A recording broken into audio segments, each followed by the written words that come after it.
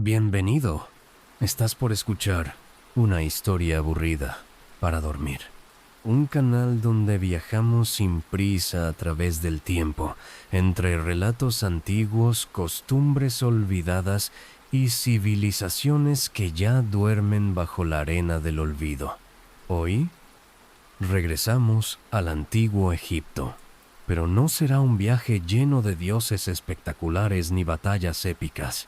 No habrá tumbas abiertas con tesoros relucientes ni momias envueltas en misterio.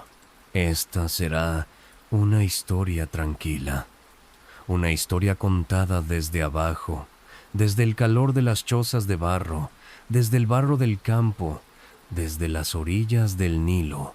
Prepárate para descubrir cómo vivía un campesino egipcio, qué comía, cómo dormía, qué temía. Más adelante, conoceremos también a uno de los sabios más antiguos del mundo. Exploraremos rituales que cruzaban la frontera entre la vida y la muerte. Y, por supuesto, pasearemos por los pasillos dorados de la última reina del Nilo, Cleopatra. Si esta historia te acompaña en el descanso, no olvides darle me gusta, suscribirte y dejar un comentario contándome desde qué país estás escuchando. Siempre es una alegría saber hasta dónde viajan estas palabras lentas. Ahora respira, deja que el mundo moderno se aleje un poco y prepárate para caminar descalzo sobre la tierra caliente del antiguo Egipto. El aire es espeso esta noche.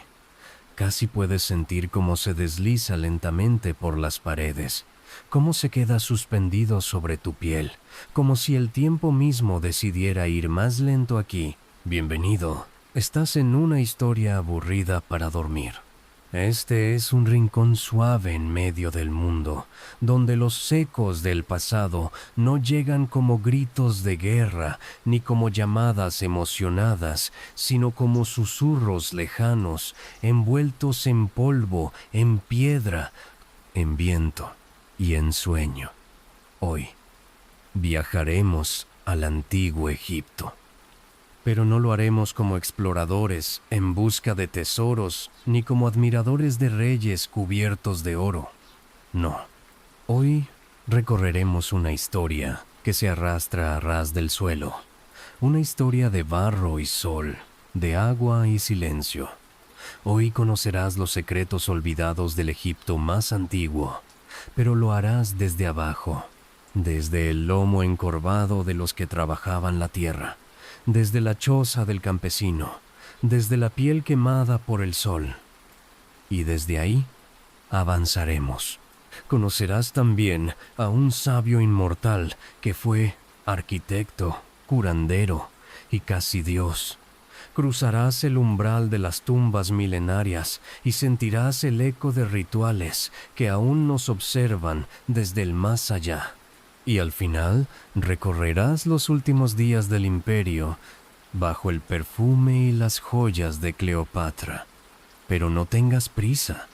Aquí no hay apuro, solo historia, susurrada con calma. Si esta historia te acompaña mientras descansas, puedes suscribirte al canal, darle me gusta al video y escribir en los comentarios desde qué país estás escuchando. Me encantará saber hasta dónde viajan estas palabras. Respira profundo y deja que te cuente. Imagina que eres un campesino del imperio antiguo. No tienes nombre que la historia haya guardado. No construiste pirámides. No hablaste con dioses. No sabes leer, pero sin ti, Egipto no habría existido.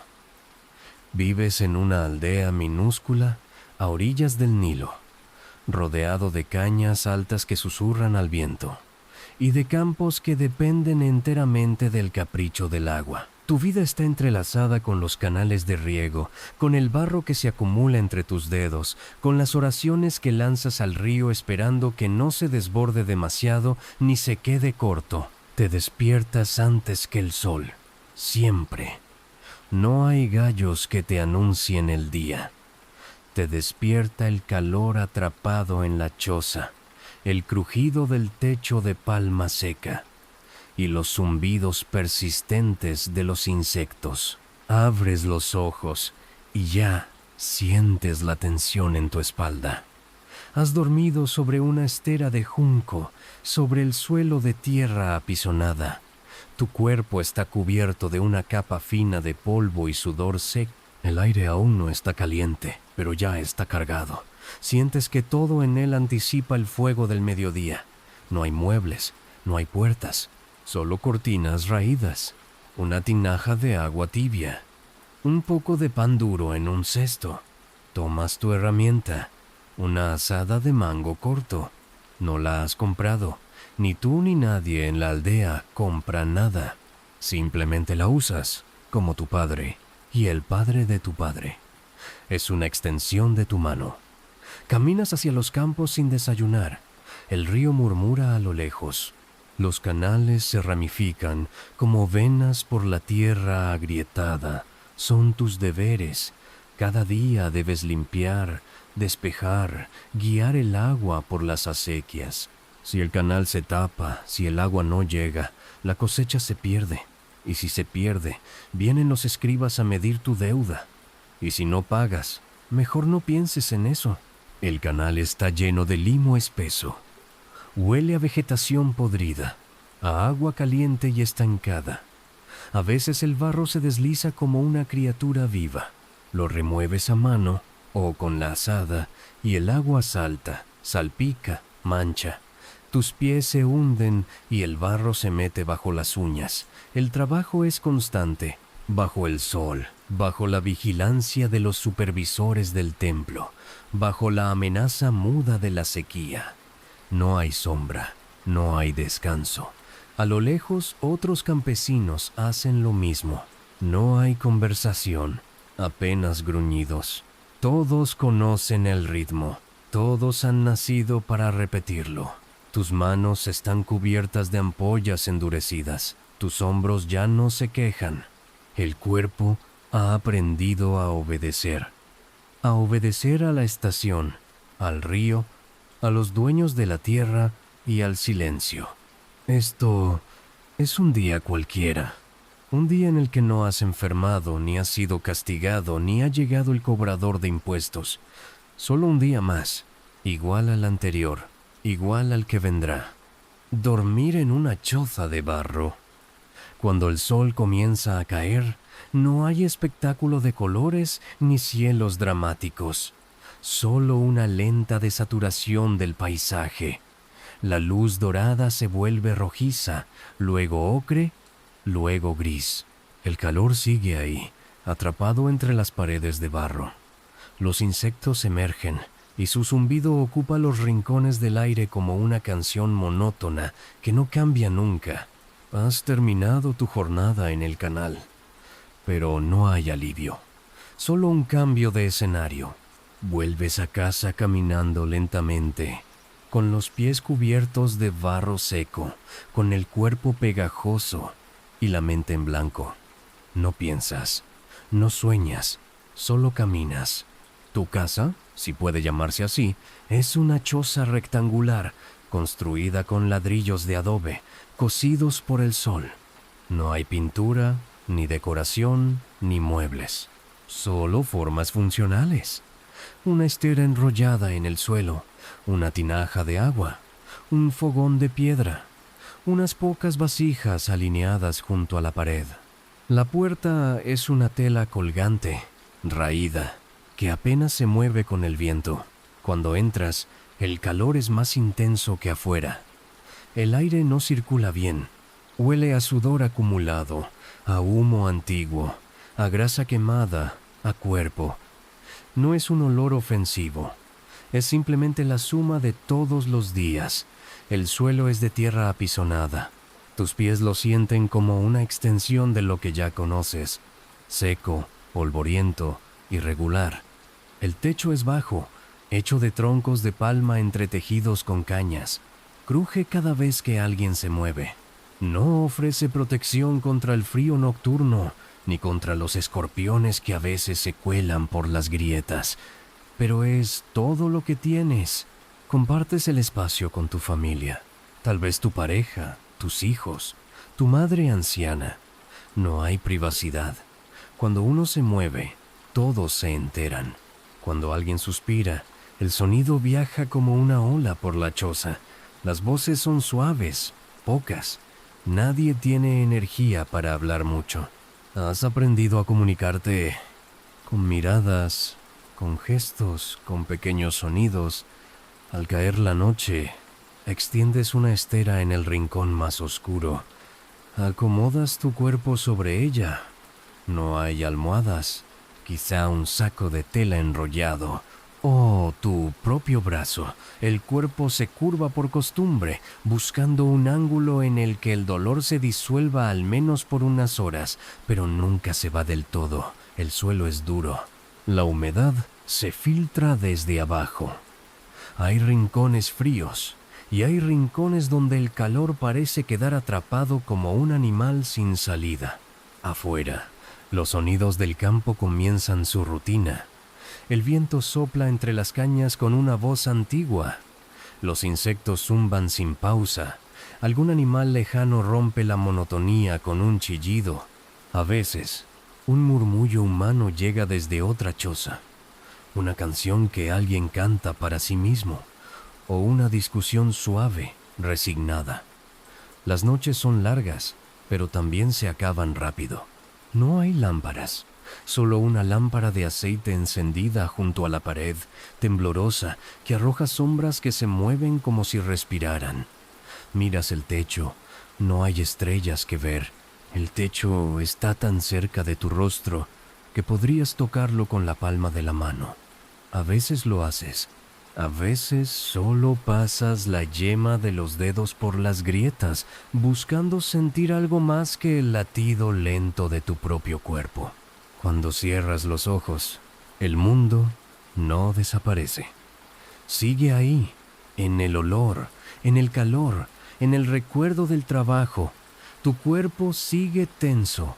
Dormir no es un escape, es solo una pausa breve, porque pronto, muy pronto, antes que el sol siquiera se asome, una nueva jornada comenzará. Y tú volverás a despertar. Dentro de la misma choza, sobre la misma tierra, bajo el mismo techo que cruje, pan duro, cebolla y cerveza aguada. La comida no es un placer, es necesidad, es rutina, es lo que mantiene el cuerpo en movimiento, aunque nunca por completo saciado. Cada día, al regresar del campo, te espera el mismo menú. No hay sorpresas. No hay recetas nuevas, no hay sabores que despierten emoción, solo alimentos sencillos, duros, repetidos. El pan es lo más común, pero no como lo conocemos hoy. Es áspero, pesado, horneado en hornos de barro donde el humo se mezcla con la masa. Sabe a lo que hay, a trigo con piedritas, a cereal molido a mano, a ceniza, a tiempo. La harina no es blanca, es parda, rugosa, mezclada con granos mal molidos y restos de cáscaras. Cuando masticas el pan sientes pequeños crujidos que no deberían estar ahí. Muchos campesinos pierden los dientes antes de envejecer, no por enfermedades, sino por el pan mismo, por la piedra en el pan, por la harina mal cernida. La cebolla es tu verdura principal, a veces cruda, a veces cocida en un poco de agua. La pelas con las manos, con los dedos ásperos, y el jugo ácido se te mete bajo las uñas. Arde, llora, pero no hay otra cosa. Su olor impregna tu aliento, tus ropas, el interior de la choza. Se mezcla con el humo de la cocina y se vuelve parte del aire. Casi ni lo notas. Los niños comen lo mismo. No hay papillas, no hay dulces. A veces, si ha habido suerte o trueque, hay un poco de lentejas o alguna hierba cocida con sal recogida del borde del río. El pescado. solo si algún pariente se arriesgó a lanzar una red al Nilo y volvió con algo que no tuviera dientes afilados. La bebida es cerveza, pero tampoco es la que imaginas. No es dorada ni burbujeante. Es espesa, turbia, caliente. No se bebe por gusto, sino por falta de agua limpia. Se fermenta a partir del mismo pan viejo, mezclado con agua, dejado reposar en tinajas durante días. Tiene restos sólidos flotando. Se bebe con una pajilla o se cuela con un trozo de lino. Los niños también la toman, aunque esté fermentada. No embriaga, pero adormece un poco. Llena el estómago. A veces, si tienes suerte, sientes un leve mareo al terminar de beber. Pero ese mareo no es placer, es vacío. No hay horarios fijos para comer. Comes cuando puedes, cuando hay algo. Tal vez antes del trabajo, una miga de pan. Tal vez al volver, una cebolla cocida en agua turbia. Y tal vez por la noche, antes de dormir, un sorbo más de cerveza. Hay días en los que no hay casi nada. Entonces solo masticas lentamente lo poco que encuentras y luego te echas sobre la estera, dejando que el hambre se acomode a un lado tuyo, como un animal flaco que ya conoces. No conoces el azúcar. No sabes lo que es la carne de ternera ni el vino dulce de los templos. Esos son lujos de los escribas, de los sacerdotes, de los nobles que comen bajo sombra con sirviente. Tú comes lo que puedes. Siempre igual, siempre poco. Y cuando masticas ese pan duro, cuando tratas de tragarlo con un poco de cerveza espesa, sabes que no estás comiendo por placer, sino por necesidad. Porque mañana tu cuerpo tendrá que volver a moverse, a levantar la azada, a caminar hasta el canal. Y para eso, al menos necesitas algo en el estómago. Cocodrilos, castigos y cosechas malditas. El trabajo del campo no solo exige sudor, exige miedo, exige obediencia. No hay margen de error en el equilibrio entre el agua y la cosecha, entre el tributo y la supervivencia. Una zanja mal cuidada puede significar que el agua no llegue al campo. Un día de retraso en la siembra puede arruinar toda la temporada. Y un error en la cantidad de grano entregado al templo puede costarte más que el alimento. Puede costarte la espalda, la libertad o algo peor. Tú sabes esto desde niño. Lo aprendiste sin que nadie te lo dijera directamente. Lo viste en otros, en los azotes sobre la piel de un vecino que no alcanzó la cuota, en los gritos ahogados de un campesino atrapado robando un puñado de trigo, en el silencio pesado que siguió a la desaparición de una familia entera marcada por el hambre y la deuda. Aquí, la justicia no es un concepto, es un látigo. Es una tablilla con números que no entiendes, pero que deciden si seguirás durmiendo en tu choza o serás llevado como sirviente al templo o a las obras del faraón. Cada estación tiene su peligro. Durante la crecida del Nilo, si los canales no se vigilan, el agua arrasa con todo. Y cuando retrocede, deja tras de sí una capa fértil. Y también fango espeso, enfermedades, mosquitos. Las cosechas dependen de ese ciclo. Pero no es tu ciclo, es el ciclo del templo. Ellos deciden cuánto debes plantar. Ellos miden cuánto debes entregar. Si la cosecha es buena, apenas comes un poco más. Si es mala, tú pagas el precio. Y si decides rebelarte, no entregar todo el grano, esconder parte de tu carga, mentir al recaudador, lo sabes bien. La venganza no será inmediata, será precisa. El escriba vendrá con su vara de medir. Anotará, llamará a los guardianes del templo y luego, quizá frente a todos, te golpearán las plantas de los pies con varas hasta que no puedas caminar, no por crueldad gratuita, no por rabia, por orden, por tradición, por control. Pero no son solo los humanos los que imponen castigo. También la naturaleza, el río, que un día te alimenta, otro te devora. ¿Has oído historias de hombres arrastrados por la corriente mientras intentaban reforzar un canal? De niños que se asomaron demasiado a la orilla y desaparecieron bajo las aguas. Y del mayor temor, el cocodrilo. El cocodrilo es más que un animal. Es una presencia, silenciosa, inmóvil, siempre acechante. No lo ves durante semanas y de pronto una sombra se mueve entre las cañas. Un ojo se asoma entre el barro. Un rumor recorre la aldea.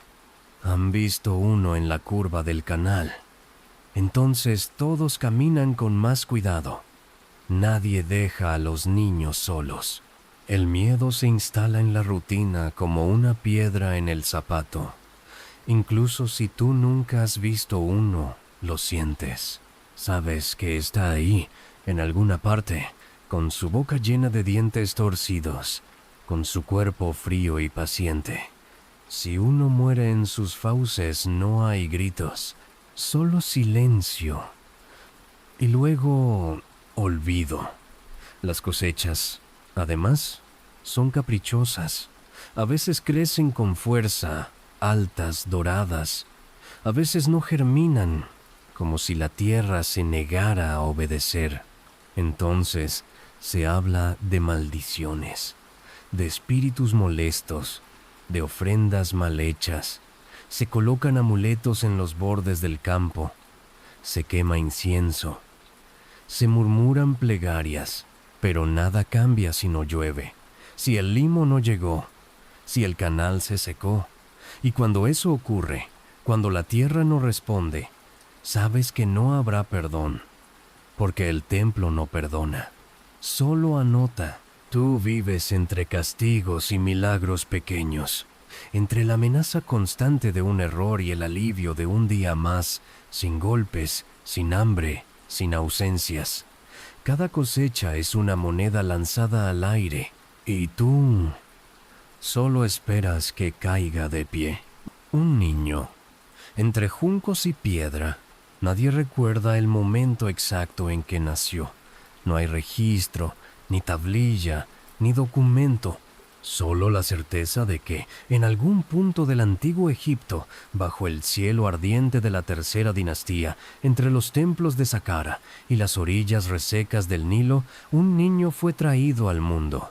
Su nombre sería pronunciado durante siglos, tallado en piedra, adorado como sabio, reverenciado como Dios. Pero antes de todo eso, fue un niño.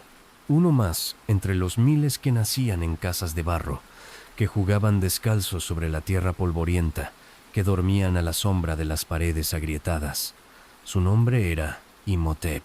Imagina que estás allí, en ese mundo aún joven, donde la escritura apenas comienza a tallarse sobre piedra caliza, donde las palabras se aprenden viendo a los mayores trazar símbolos sobre tablillas de arcilla.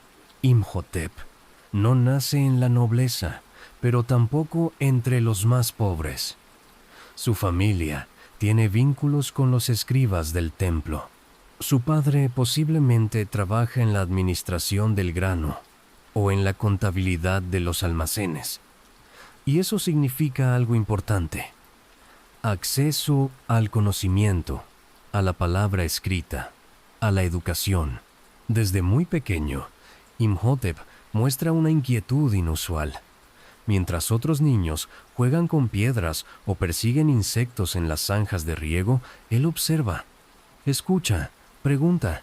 En el templo, se asoma en silencio por las esquinas mientras los escribas practican su caligrafía, repitiendo símbolos hasta el cansancio. Nadie lo detiene. Hay algo en su presencia, un tipo de atención que no molesta, que no irrumpe, que simplemente absorbe. Le permiten aprender. Tal vez al principio por curiosidad, luego por respeto. Aprende a escribir en hierático, a leer los antiguos himnos. Estudia la aritmética básica usada para contar grano, medir campos, calcular el ángulo de una rampa, pero no se detiene ahí. Su mente quiere más. Se interesa por las estrellas, por los calendarios lunares, por el cuerpo humano, por las hierbas que curan y por los metales que no se oxidan. Se le ve con frecuencia cerca de los almacenes, preguntando por proporciones de mezcla, o cerca de los obreros, midiendo sombras y pendientes con una cuerda y un palo. El templo empieza a notarlo. Los sacerdotes lo observan con creciente atención. No es solo que aprenda rápido, es que piensa diferente. Combina saberes que otros mantienen separados. Habla de medicina como si fuera geometría, de arquitectura como si fuera poesía. A un joven comienza a ser llamado para resolver problemas prácticos. ¿Cómo hacer que un canal fluya sin estancarse? ¿Cómo orientar una tumba para que mire hacia una estrella concreta?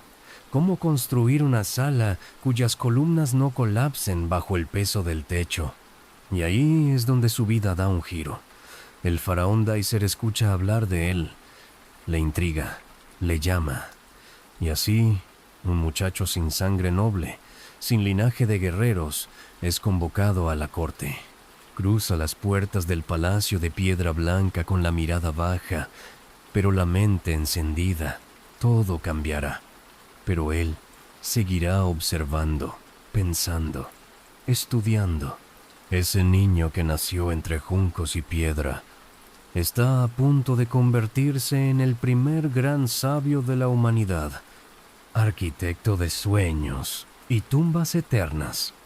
El sol cae perpendicular sobre los techos planos del palacio, pero dentro, en una sala de columnas gruesas, frescas y sombrías, un joven inclina la cabeza ante el faraón. Su nombre, ahora pronunciado por boca real, deja de ser solo un sonido. Imhotep ha sido llamado para un propósito concreto: diseñar una tumba, pero no una más. No una simple estructura rectangular de ladrillo y tierra como las del pasado, no. El faraón Daiser desea algo diferente, algo que le sobreviva, algo que lo eleve incluso después de muerto. Y ese deseo, ese encargo, será el punto en que el joven Imhotep se convierta en algo más que un estudioso. Los registros dicen que fue él quien diseñó la primera pirámide, pero la palabra pirámide aún no existía como la conocemos. Lo que Imhotep concibió fue una serie de mastabas apiladas, cada una más pequeña que la anterior, elevándose en una secuencia ordenada, escalonada, hacia el cielo. Una tumba que se alzara del suelo, como si la propia tierra intentara tocar las estrellas. Era la primera vez que la muerte se alzaba. Hasta entonces, todos los muertos habían sido enterrados, descendidos, ocultos.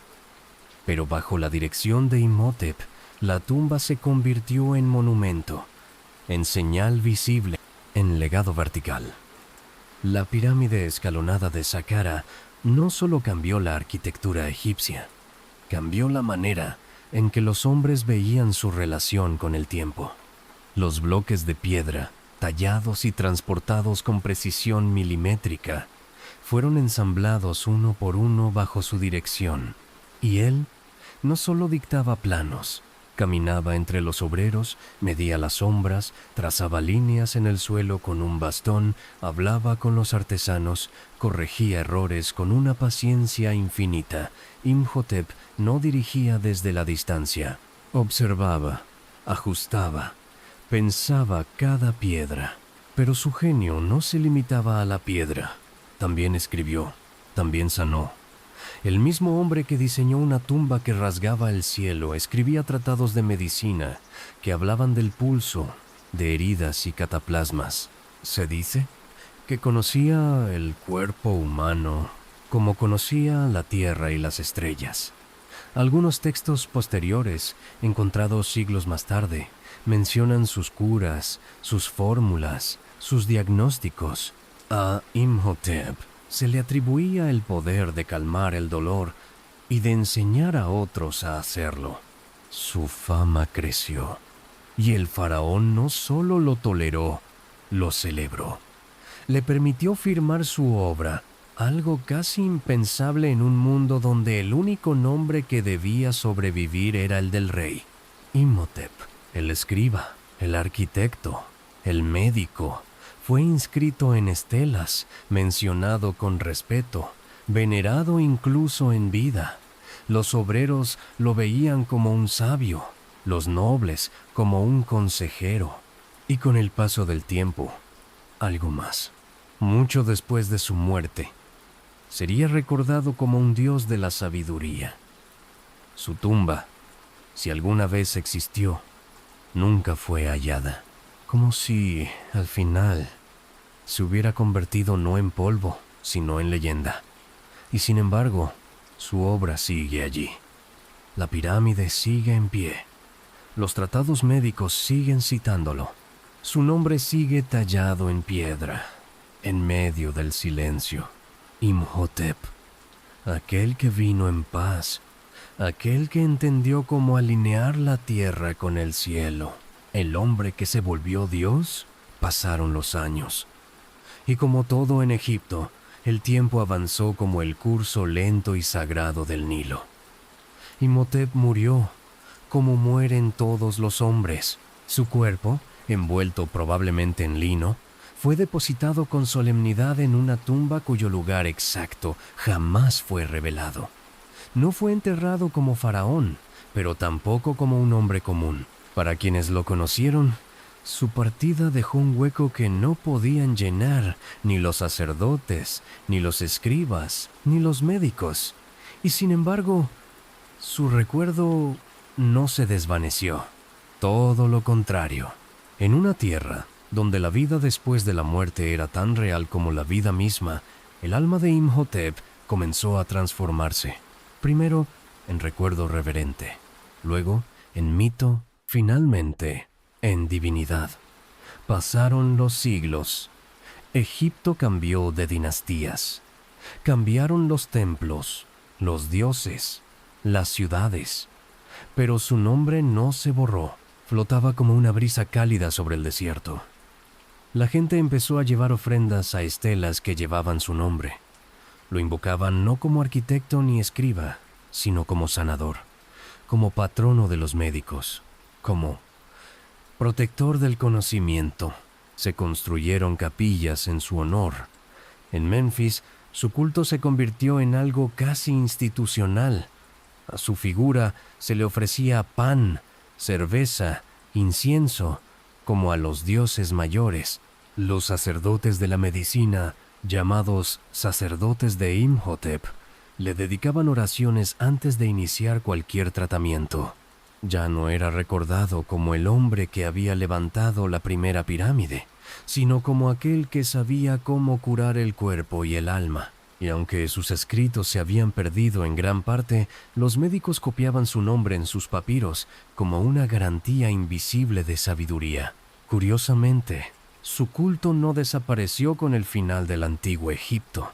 Cuando los griegos llegaron, siglos después, no ignoraron su figura. Al contrario, al conocer las historias sobre él, decidieron equipararlo a uno de sus propios dioses. Asclepio, el dios de la medicina. Así, en un sincretismo inesperado, Imhotep se convirtió también en parte de la mitología griega. Era, para ellos, el sabio egipcio por excelencia, una mente prodigiosa que había desafiado el tiempo. Ningún otro mortal en Egipto alcanzó semejante reconocimiento. No hubo otro caso de un ser humano, nacido sin sangre real, que fuera elevado al rango de Dios y venerado durante casi 3000 años. Su figura inspiró generaciones de médicos, arquitectos, pensadores. Su sombra se extendía suave pero constante, como el frescor de una columna en el mediodía del desierto. Decían que Imhotep no solo había comprendido la anatomía del cuerpo humano, sino también la del alma. Y así, Mientras las pirámides resistían las tormentas de arena y los templos se erosionaban lentamente bajo el peso del tiempo, el nombre de Imhotep seguía susurrándose en las esquinas de los santuarios, una presencia serena, silenciosa, paciente, como si él mismo, desde algún lugar más allá del velo, siguiera observando y recordando. El legado enterrado y la tumba que nadie encontró. Durante siglos se buscaron las huellas de su descanso final.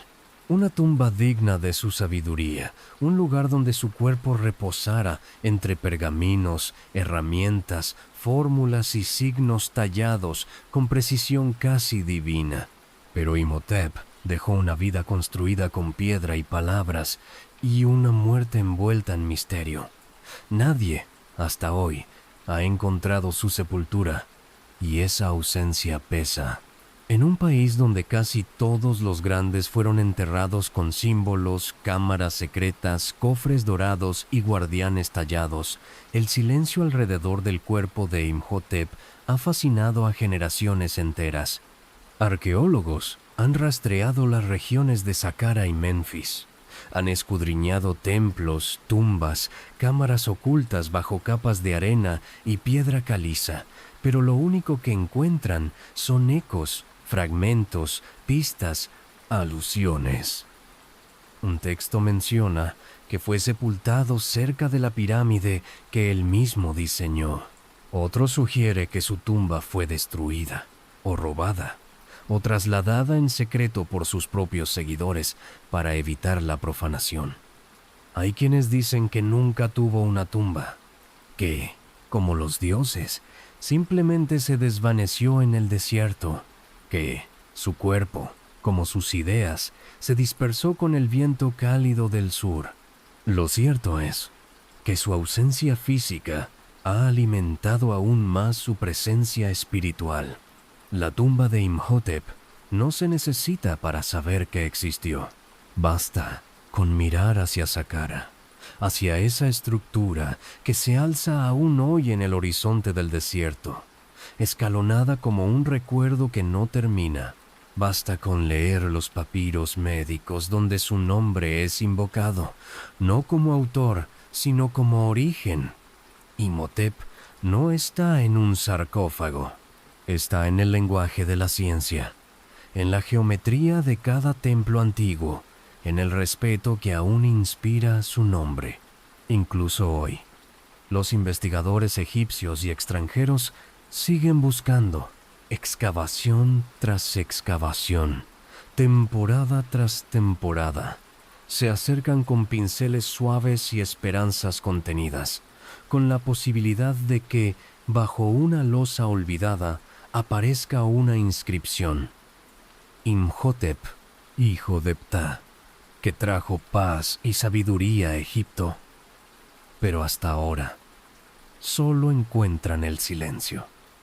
Un silencio que no molesta, que no duele, porque en cierto modo es el silencio que él habría querido. Un silencio sereno, contemplativo, como el que envuelve a un sabio en su última meditación. Y así, el legado de Imhotep permanece intacto, no porque lo veamos, sino porque nunca ha dejado de resonar. Su tumba puede estar perdida, pero su obra está en pie, su memoria está viva, y su nombre aún se pronuncia, incluso en medio del sueño. El arte de no morir del todo, en el corazón del antiguo Egipto. La muerte no era el final. No se vivía como si la existencia terminara con el último aliento, sino como si ese suspiro fuera apenas el umbral a un viaje más largo, más silencioso, más delicado. Cada persona, desde el faraón hasta el campesino que trabajaba el limo del Nilo, era criada con la idea de que la vida tenía dos mitades, la que ocurría bajo el sol y la que seguía en las sombras. Imagina que tú estás allí, en el silencio de una casa sencilla, preparando a un cuerpo. Es el de tu padre, o de tu hermano, o de tu esposa. Ha muerto, sí, pero tú no dices eso. Dices que ha cruzado, que ha partido. porque en tu lengua el concepto de morir no implica desaparición, implica movimiento, paso, transformación. Y para que ese viaje sea seguro, debes hacer lo correcto, debes seguir las antiguas instrucciones. El proceso comienza con una espera. El cuerpo debe reposar un tiempo antes de ser tratado. Luego, los embalsamadores llegan. No son sacerdotes ni médicos comunes. Son una casta aparte. Conocen secretos antiguos, mezclas, fórmulas, cortes precisos. Traen lino, aceites, natrón. Y lo primero que hacen es lavar el cuerpo con agua del Nilo, el agua más sagrada, la que da vida y, curiosamente, la que prepara para la otra. El ritual del embalsamamiento dura días, 40, a veces más. No hay prisa. La eternidad no acepta el apuro. Se extraen órganos, pero con cuidado. Se lavan, se conservan, se guardan en vasos especiales.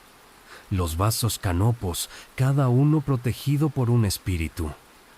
El corazón, sin embargo, se deja dentro, porque será pesado en el juicio final.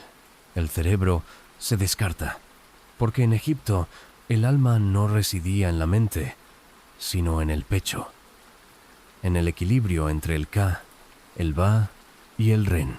Durante el proceso se cantan himnos, se colocan amuletos, se pronuncian nombres, se dibujan símbolos con resina líquida sobre la piel del cuerpo.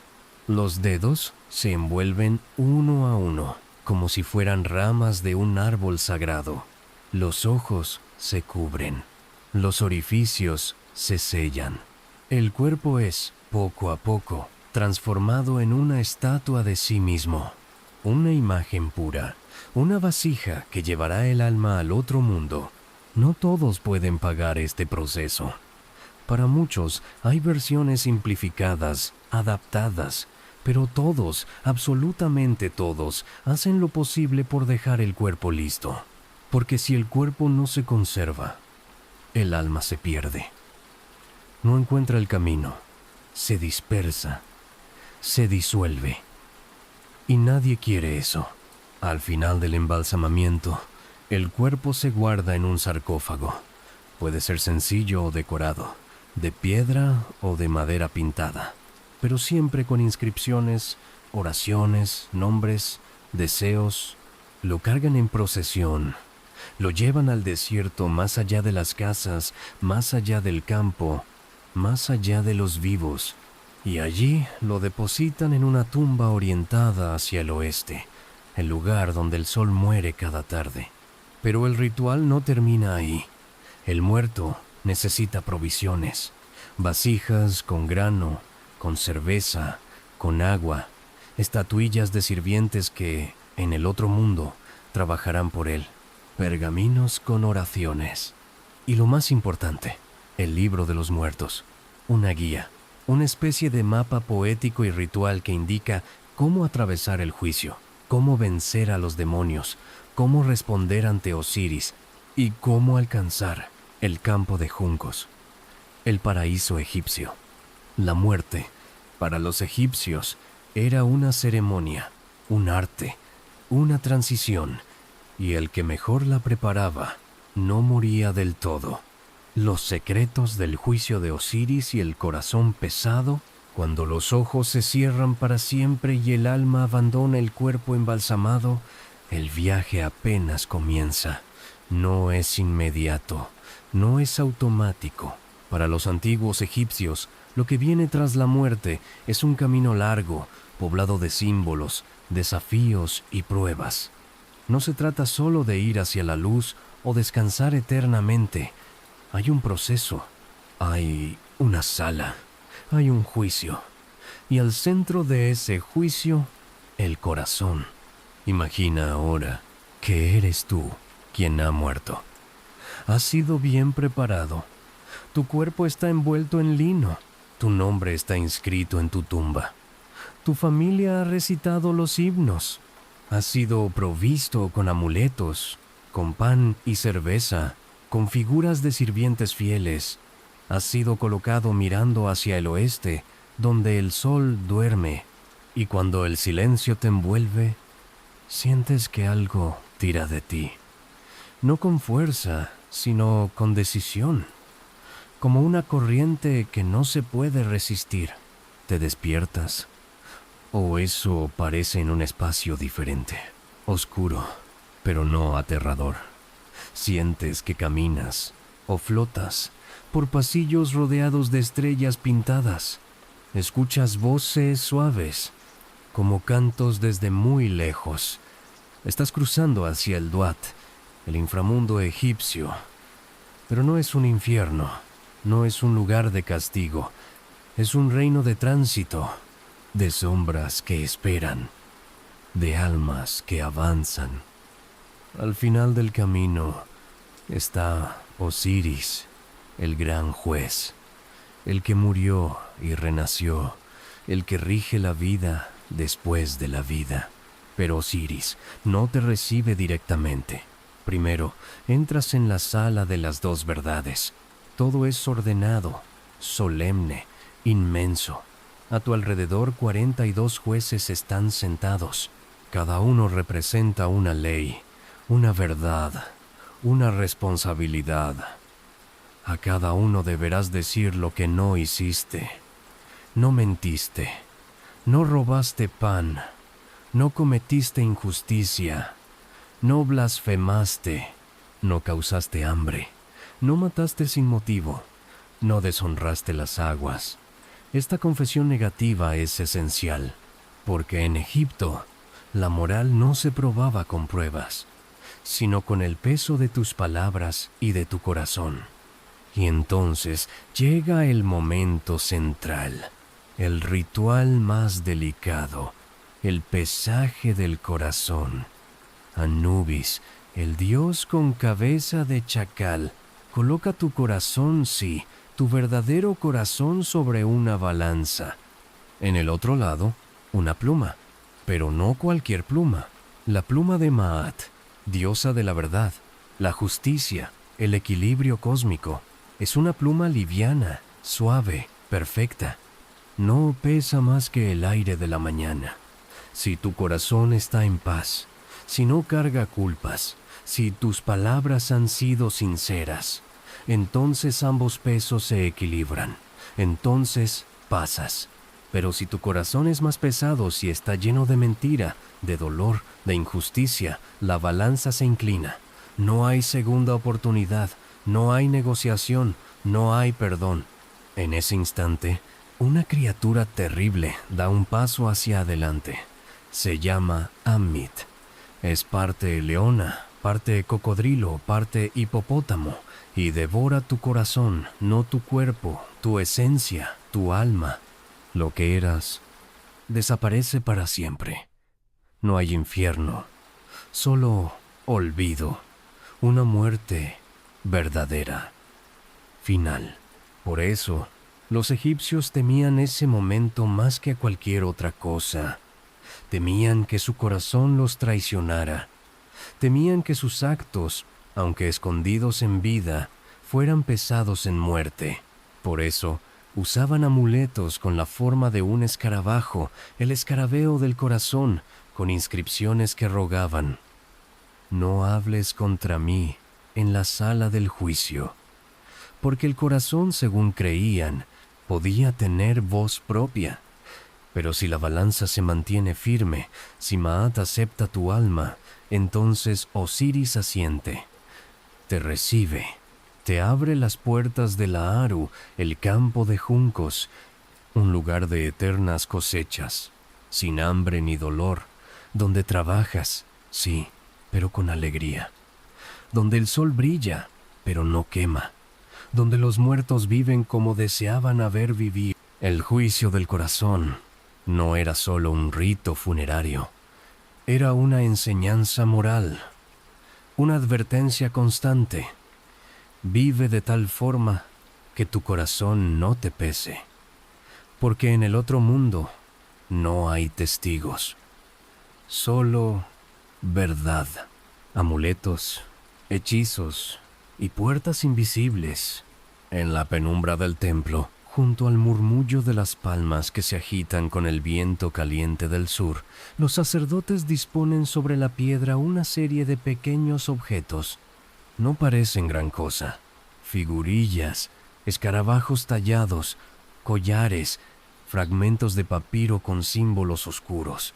Pero cada uno de esos elementos guarda un poder que no se ve, porque en el mundo del antiguo Egipto, el más allá no se cruzaba con fuerza ni valentía, se cruzaba con conocimiento, con protección, con magia.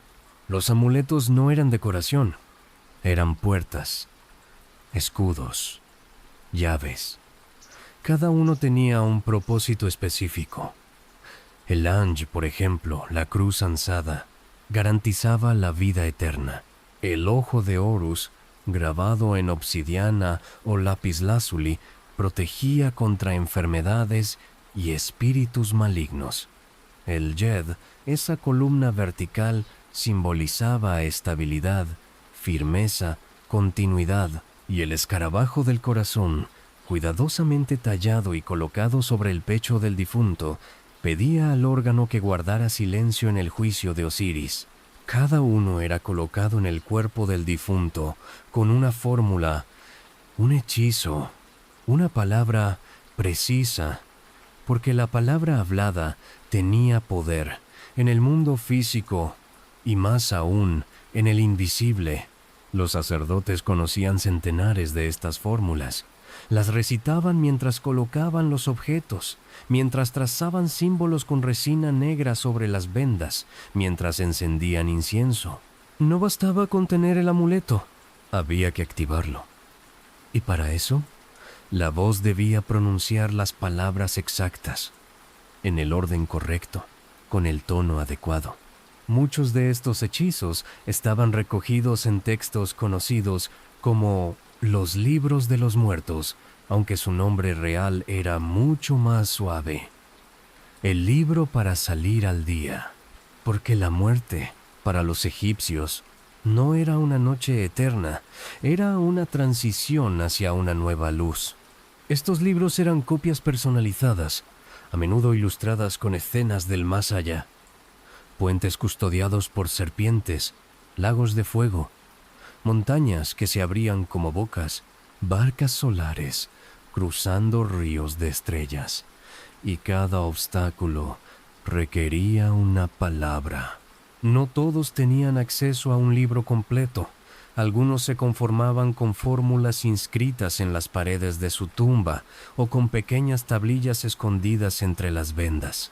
Los más ricos, claro, encargaban manuscritos hermosos decorados con tinta azul y dorada, pero incluso el campesino más humilde soñaba con tener al menos una frase, un nombre escrito, una protección contra la disolución, porque el camino a la Aru, el paraíso de los campos de juncos, no era directo. Había que cruzar puertas, y cada puerta tenía un guardián, un nombre secreto, un acertijo, un límite invisible que solo podía atravesarse con la combinación adecuada de símbolos, de objetos, de palabras. Era como un ritual matemático, una danza entre lo visible y lo intangible. Las tumbas, vistas desde fuera, pueden parecer frías, pero dentro de ellas había un mapa, un intento de mantener el alma orientada, de que no se perdiera entre las estrellas, de que no olvidara quién era, de dónde venía y a dónde debía ir. Y si lo piensas, no es tan diferente de nuestros propios deseos. Queremos que nos recuerden, queremos que nuestras palabras sobrevivan, que nuestras intenciones tengan eco. En cierto modo, todos deseamos nuestros propios amuletos, aunque no los llevemos colgados. En el silencio del más allá egipcio, lo único que brillaba más que el oro eran las palabras correctas dichas en el momento exacto. El alma dividida y la eternidad fragmentada. Cuando piensas en el alma, tal vez imaginas una sola entidad, algo etéreo que habita el cuerpo y lo abandona al morir. Pero en el antiguo Egipto, esa visión era muy distinta. El alma no era una, era muchas. Fragmentos, aspectos, energías que se entrelazaban como hilos en una tela invisible. Y si uno de esos hilos se rompía, el alma no podía continuar. La eternidad se deshilachaba. Los egipcios hablaban de varios componentes del ser. El más conocido era el Ka, la fuerza vital, algo así como el soplo que hace que un cuerpo esté vivo. El Ka se alimentaba, comía, bebía. Por eso se colocaban ofrendas en las tumbas: pan, cerveza, frutas, carne seca. No eran símbolos, eran provisiones reales para una parte del alma que seguía necesitando sustento. Si el Ka no era alimentado, se debilitaba, se desvanecía. Por eso era tan importante que los vivos recordaran a los muertos, no por nostalgia, sino por necesidad espiritual. Luego estaba el Ba, más difícil de explicar. El Ba era la personalidad, la conciencia, lo que hacía que tú fueras tú. A menudo representado como un ave con cabeza humana, el Ba era libre. Podía volar fuera de la tumba, visitar a los vivos, sentarse en los patios al atardecer, escuchar las oraciones. Pero solo podía hacerlo si el cuerpo estaba intacto, si la tumba no era profanada, si el nombre del difunto era recordado, porque el Ba necesitaba su punto de anclaje. Sin cuerpo, el Ba se perdía. También estaba el Ren, el nombre verdadero. Decir el nombre de alguien era, para los egipcios, hacerlo existir. Por eso los nombres se escribían una y otra vez en paredes, estatuas, cofres, joyas. Por eso los faraones tallaban su cartucho en cada piedra, porque mientras el nombre se pronunciara, el alma vivía.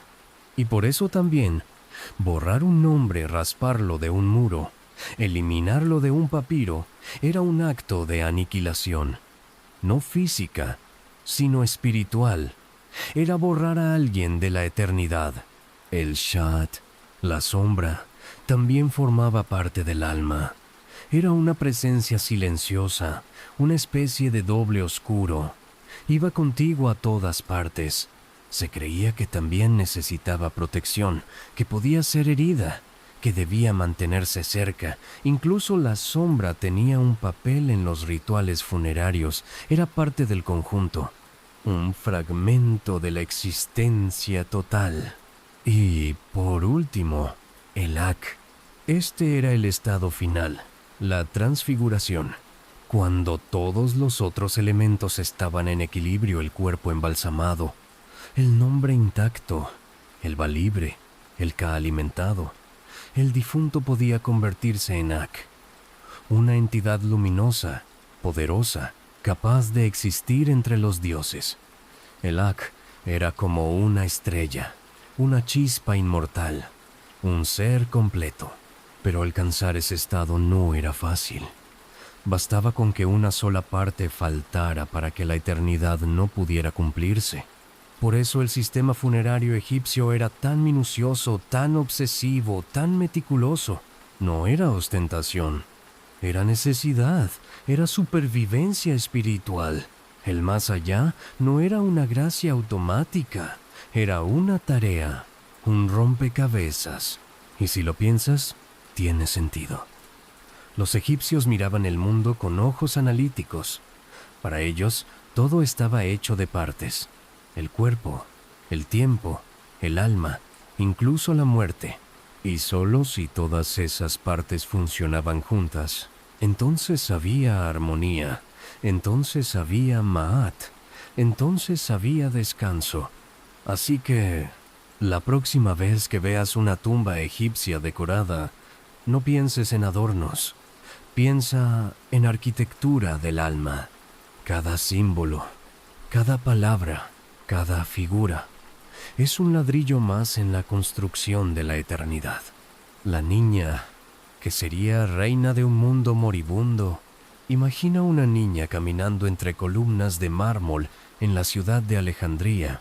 El aire huele a sal, porque el mar está cerca, y las gaviotas gritan sobre el puerto donde atracan embarcaciones de todas partes del Mediterráneo. No es una niña cualquiera.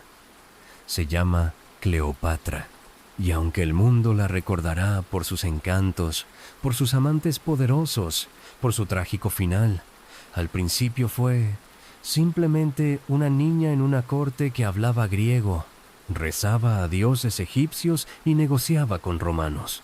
Nació en el año 69 antes de nuestra era.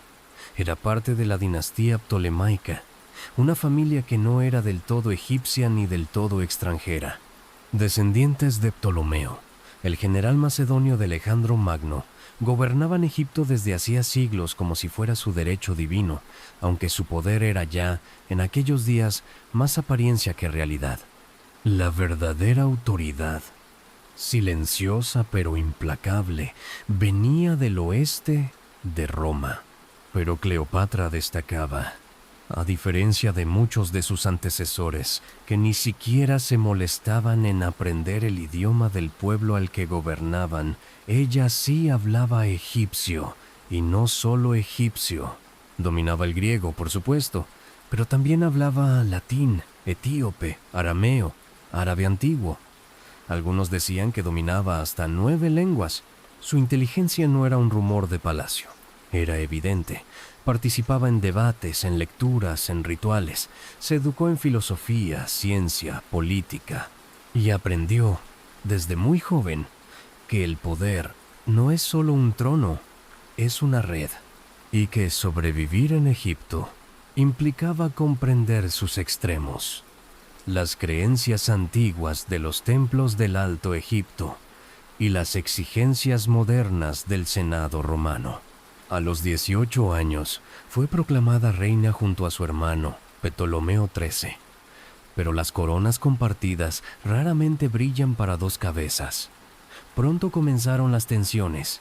Cleopatra, joven pero astuta, intentó ejercer el poder de forma directa. Hablaba con los generales, tomaba decisiones económicas, se acercaba al pueblo.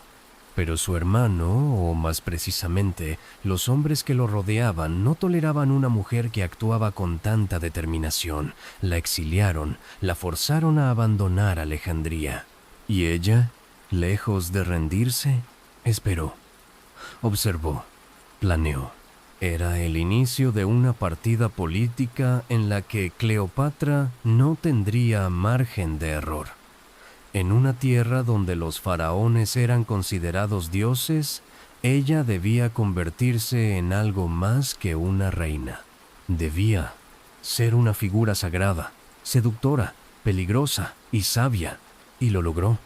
No con magia, no con encantamientos, sino con algo más duradero: inteligencia, paciencia y palabras medidas. Por ahora, aún era joven. Aún no había conocido a César. Aún no se había enfrentado a Roma, pero ya entendía el juego. Y estaba dispuesta a jugar hasta el final. Cleopatra y César. Alianzas bajo techo de papiro. El exilio no fue el final. Fue, más bien, una pausa estratégica. Cleopatra sabía que Egipto no podía aislarse del mundo. Roma era el centro de poder, y en Roma el centro de todo era un solo hombre, Julio César. Cuando las noticias llegaron a Egipto de que César estaba en camino, acompañando a su ejército hasta Alejandría en medio de guerras civiles, Cleopatra vio una oportunidad. No era solo una visita diplomática, era una grieta en el muro. Se cuenta, y la historia lo ha repetido con asombro casi teatral, que Cleopatra fue introducida en los aposentos de César enrollada dentro de una alfombra, no como símbolo de debilidad, sino como una maniobra audaz, una forma de saltarse a sus enemigos, de evitar las miradas, de presentarse no como suplicante, sino como sorpresa. Imagina el silencio de aquella habitación cuando la tela cayó y apareció esta joven reina egipcia, vestida con oro, con palabras listas, con un plan cuidadosamente pulido. No era seducción lo que ofrecía, era alianza. Julio César era un estratega, un hombre que no se dejaba llevar por gestos vacíos, y sin embargo, vio en Cleopatra algo que pocos entendieron: visión política. Entendió que ella no quería ser solo reina de Egipto, quería mantener a Egipto vivo, independiente, aunque Roma estuviera devorando el mundo, y él, a su vez, necesitaba una base en Oriente, una fuente estable de trigo, una aliada brillante. El acuerdo fue implícito. Ella recuperó el trono y a cambio Egipto reafirmó su vínculo con Roma. Juntos por un tiempo estabilizaron la región. Cleopatra volvió a Alejandría, no como sombra de su hermano, sino como reina absoluta. El pueblo la recibió con respeto. Los templos la consagraron como encarnación de Isis. Y pronto, más que gobernante, fue símbolo. Mujer de linaje antiguo, de sabiduría, de lengua afilada, pero también madre. De su unión con César nació un hijo, Cesarión. Para Cleopatra este niño era más que un heredero. Era la esperanza de un Egipto fuerte, una mezcla de sangre romana y egipcia. Una figura que, quizás, un día, podría unir ambos mundos. Pero Roma no era tierra de sueños, y cuando César regresó a su ciudad natal, la política lo esperó con cuchillos afilados. Fue asesinado a los pies de una estatua. El mundo cambió. Cleopatra, desde lejos, comprendió lo que eso significaba. No había victoria estable, no había alianzas eternas. La siguiente fase ya comenzaba, y esta vez no habría sorpresas envueltas en alfombra, solo decisiones y consecuencias. Amor, guerra y derrota. Marco Antonio.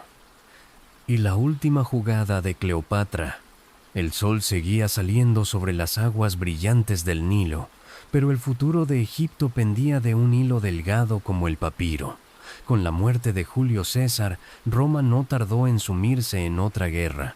Las facciones se enfrentaron, y entre los nuevos protagonistas surgió un nombre que resonaría junto al de Cleopatra para siempre: Marco Antonio. No era César, pero era uno de sus hombres más cercanos, uno de los más poderosos y respetados generales del imperio, y ahora, codirector de un mundo fracturado. Cuando Marco Antonio convocó a Cleopatra para rendir cuentas sobre su papel en los eventos pasados, ella no se presentó como súbdita ni como aliada arrepentida. Llegó a Tarso con la majestuosidad de una diosa. Su barca era descrita por los cronistas romanos como una visión de otro mundo. Velas púrpura, remos de plata, perfumes flotando en el aire cálido, y ella, vestida como Isis, la diosa madre, no buscaba impresionar con riquezas, sino con presencia, con poder que no necesitaba ser explicado. Lo que nació entre ellos fue más que un romance. Fue una alianza de supervivencia. Cleopatra ofrecía riqueza, estabilidad, un reino que aún era funcional en un mundo convulso. Marco Antonio ofrecía protección, influencia y poder militar. Juntos tejieron una red de intereses que, por un tiempo, pareció sostener un equilibrio entre Oriente y Occidente. Se amaron, sí, pero también gobernaron y tuvieron hijos. 3. Una nueva generación que mezclaba la sangre de Roma y de Egipto como Cesarión, pero con aún menos garantías de sobrevivir al futuro. Marco Antonio se estableció en Alejandría. Adoptó muchas costumbres egipcias, Participó en ceremonias, usó vestimentas locales, habló con los sacerdotes. A los ojos de Roma comenzaba a alejarse del ideal romano, y eso era inaceptable. Su rival político, Octavio el futuro Augusto, no perdió tiempo. Lo acusó de traición, de debilidad, de haberse entregado a los lujos decadentes de Oriente, de dejarse dominar por una mujer. Cleopatra, en ese relato, era la enemiga perfecta, extranjera, astuta, poderosa, peligrosa. La guerra era inevitable. La batalla de Accio, en el año 31 C, fue el punto de quiebre.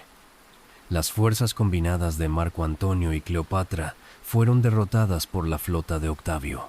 No fue una derrota fulminante, sino un desgaste, un ocaso lento. La pareja regresó a Egipto, sabiendo que el final estaba escrito. Las alianzas caían, las tropas se desmoronaban, la esperanza se apagaba. Y sin embargo, hasta el final, Cleopatra se mantuvo firme. Preparó su palacio como un santuario, distribuyó riquezas, aseguró el futuro de sus hijos, intentó negociar, envió emisarios. Pero Octavio era implacable. No quería compartir el poder. Quería exhibirla como trofeo en su desfile de victoria. Y ella no estaba dispuesta a ser humillada. Marco Antonio, creyendo que Cleopatra ya se había quitado la vida, se suicidó. Ella, al saberlo, lo mandó llevar a su lado.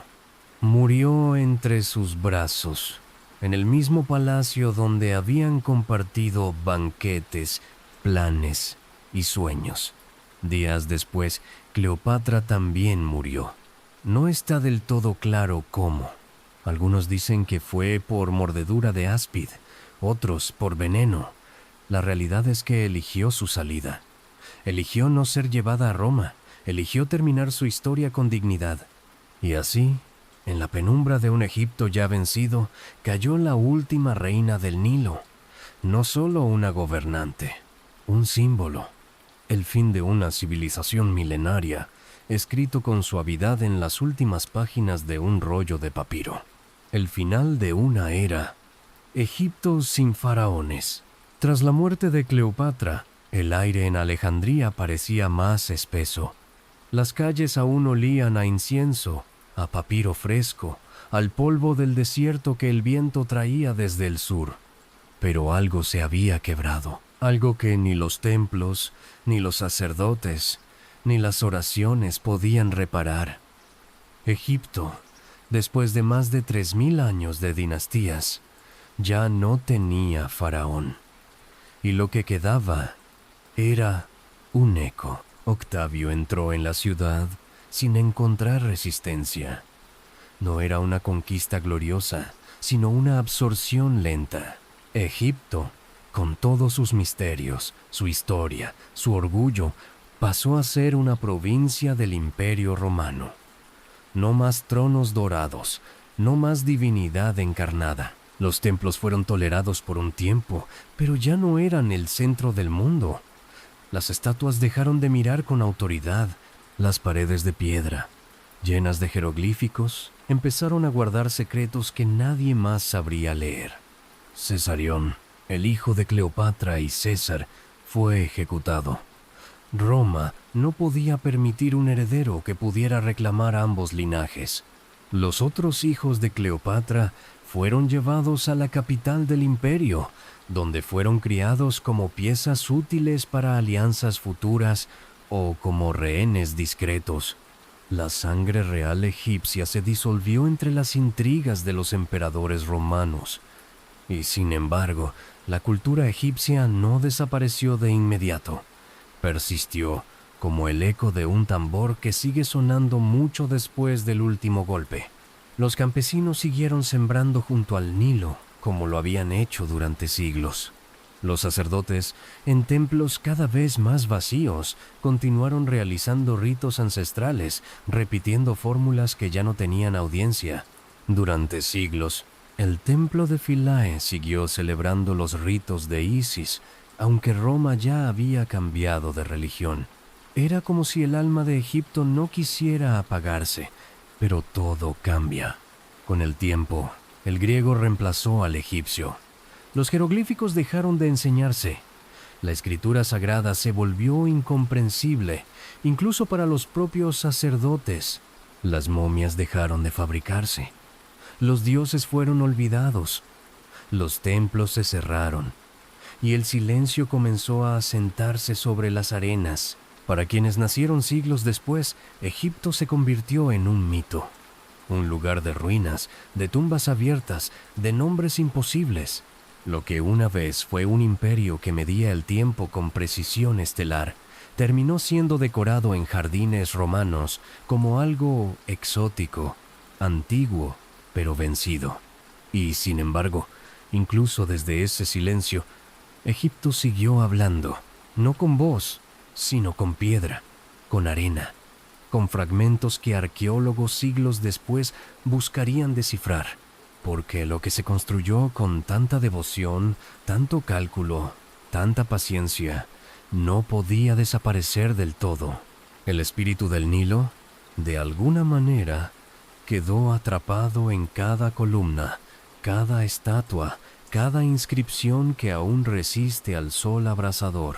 El fin de los faraones no fue solo un cambio de gobernantes, fue el cierre de un modo de mirar el mundo, de entender la vida y la muerte, de pensar en el alma como una mezcla de nombres, sombras y destinos. Fue el final de una era, una que, sin ruido, se marchó y nos dejó con preguntas que aún hoy susurran bajo la arena. Y así, poco a poco, nos alejamos de las arenas del Nilo, dejamos atrás las columnas talladas, los templos silenciosos y las sombras de dioses que una vez fueron más reales que los propios reyes. La historia del antiguo Egipto no termina con una batalla ni con un estruendo, sino con un murmullo, el eco de un tiempo donde los nombres tenían poder. Los corazones eran pesados y las almas eran fragmentos que buscaban reunirse más allá de la muerte. Hoy, mientras tú descansas, quizá puedas imaginarte caminando por un pasillo de piedra con antorchas encendidas o flotando en una barca dorada por un río de estrellas. Tal vez, en lo más profundo de tus sueños, escuches el susurro de una diosa, el crujir de las palmas o el suave roce del lino que envuelve el cuerpo del pasado, porque dormir, en cierta forma, también es un viaje. Cerramos los ojos al mundo moderno y descendemos a un espacio tranquilo, sin tiempo, donde las historias no terminan, solo se desvanecen, como el incienso que asciende lentamente. Gracias por haberme acompañado hasta aquí, por haber caminado conmigo entre faraones, rituales y piedras llenas de símbolos. Si esta historia te ayudó a encontrar descanso, si disfrutaste del ritmo suave de este recorrido por una civilización que hablaba con estrellas y construía eternidad, te invito con cariño a suscribirte al canal, darle like a este video y dejar un comentario contándome desde qué país y a qué hora estás escuchando. Y si esta historia te ha gustado, recuerda que hay muchas más esperándote. Relatos pausados, viajes sin prisa, secretos antiguos que no buscan emoción, sino compañía en el silencio de la noche. Nos escuchamos en otro momento, cuando necesites desconectar del presente y sumergirte en lo que fue, o en lo que pudo haber sido. Buenas noches y dulces sueños, viajero del tiempo.